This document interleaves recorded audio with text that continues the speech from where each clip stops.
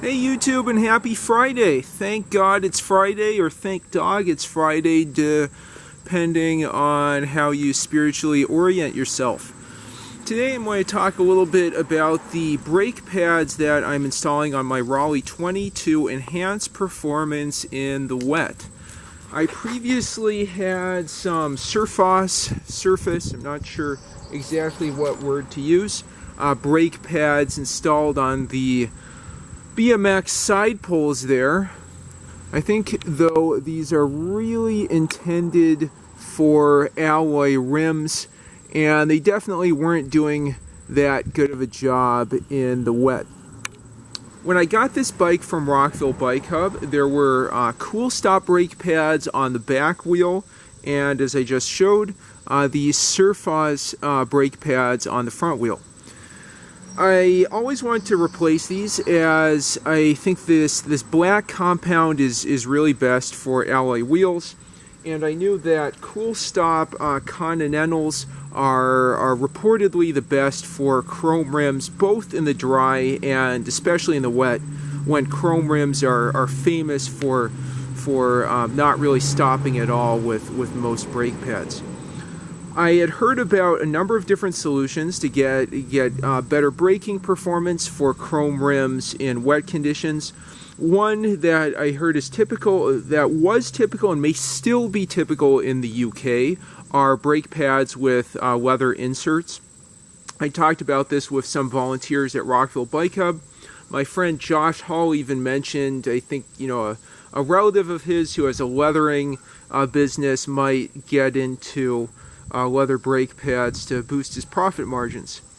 I talked about that a while ago, so I'm not sure how that side hustle is going for his relative. But in the meantime, I got these Kool-Stop Continentals, but not actually salmon compound.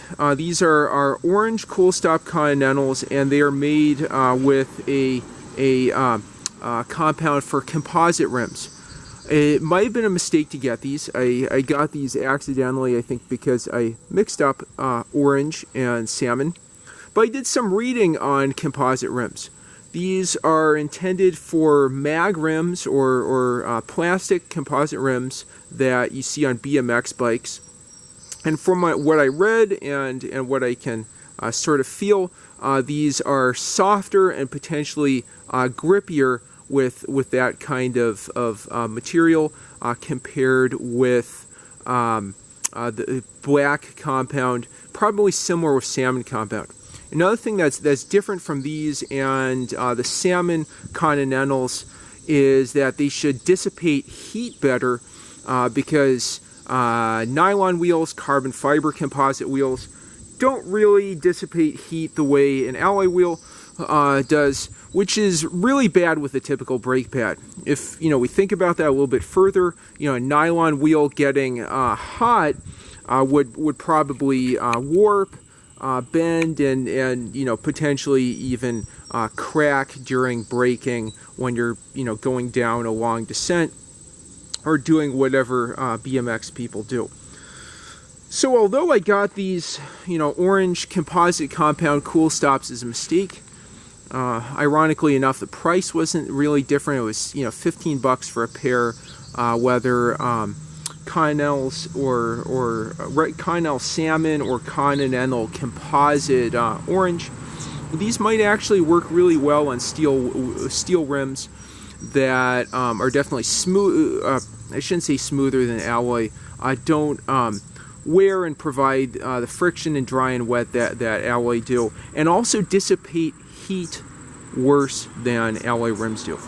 Okay, so with all that said, I'll just tell you a little bit about the replacement of these, which is just your standard brake replacement. I got the Surface side pole brake pads off with an Allen key. It was a 5mm Allen key I used to get these off. I'll probably save these for use on a bike that has side poles. I think they're compatible with that, I believe.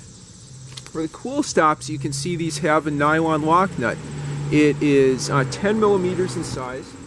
So I'm going to take my handy dandy cheapy little ratchet set here, get the 10mm a 10mm socket, stick it on there, make sure it's ratcheting to tighten, which it is, and then I'll go ahead and install those. Another thing I forgot to show is I got this cute little Kool-Stop sticker decal, something I'll think about whether I want to put that on things, and you can just see on the product that this is the composite compound, special compound for formulated for composite wheels. We'll see how this performs on chrome steel. If it does really well, I might do another video talking about that further. And speaking of other videos, just to go to filibuster a little bit, before I actually install the brake pads, I'll say I have a lot of exciting cycling videos coming up. I've ridden my Panasonic Sport 1000, 2,500 miles now, even getting close to 3,000 miles, and I'll probably reach 3,000 miles on the coming week, so there will be an update on that. This Raleigh 20 now has been ridden 1,000 miles, and I've done a bunch of upgrades on it that I might even hint at here. You can kind of see them in the background. So that will be getting a Raleigh 20 Millennium update video. And then finally, the Strida 5.0 I took on vacation to Rehoboth Beach, and I've ridden now 1,000 miles. So that will have another update video. So 3 more exciting videos there, along with my Rehoboth Beach, Lewis, Delaware, Cape May, New Jersey vacation videos that you're probably already watching. Okay, so with that, my filibusters concluded, and I'm going to go ahead and install these brake pads. I think just for the length of the video, I'll just show you the one brake pad installed here on the drive side. You can probably see me now. I'm going to leave that washer there on the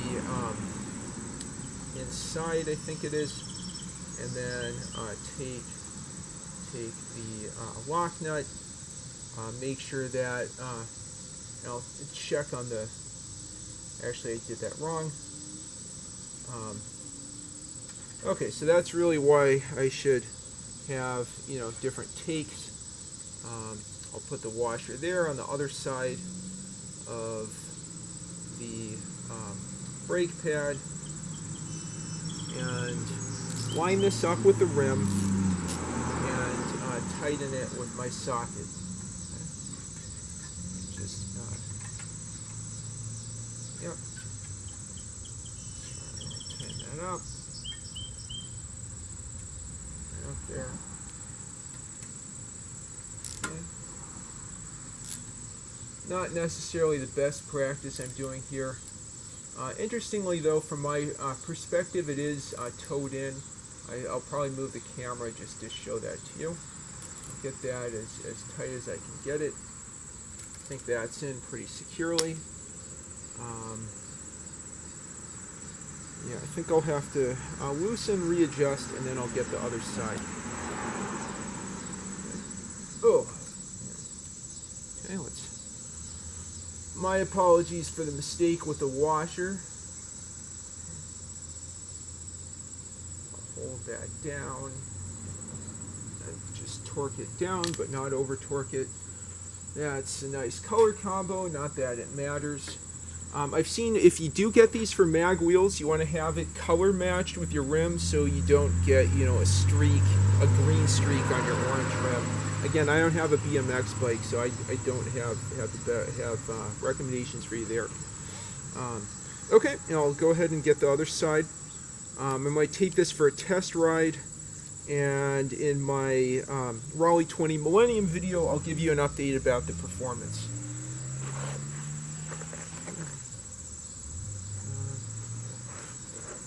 Okay. Oh. There we go. So we're close to 10 minutes in.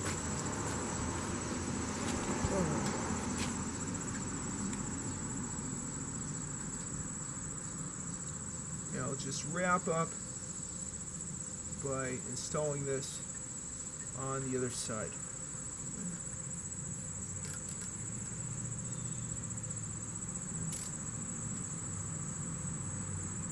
I'll need to get a better PC to edit my videos and take out, some of this tedium. But you all don't mind.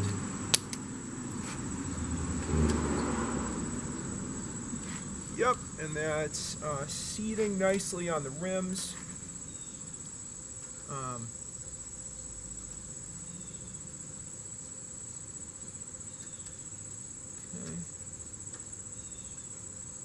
Seating nicely on the rims. These are ISO 406 BMX brakes that are installed. They're kind of weak since they're long pull, but on the other hand, that gives me room for the fenders. Yeah, that feels pretty solid to me, but I'll have to test that in real life here in a few minutes. Okay, and with that, I'll just conclude by showing you that I was not lying, and there are some mountain bike sized salmon compound Kool-Stops on the back.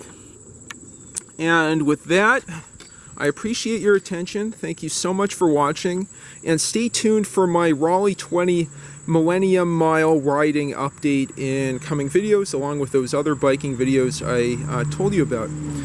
If you have any comments, questions, thoughts, or suggestions, please leave them in the comments down below. And if you like what you see, please like and subscribe as always. Thanks so much for watching, and have a great weekend.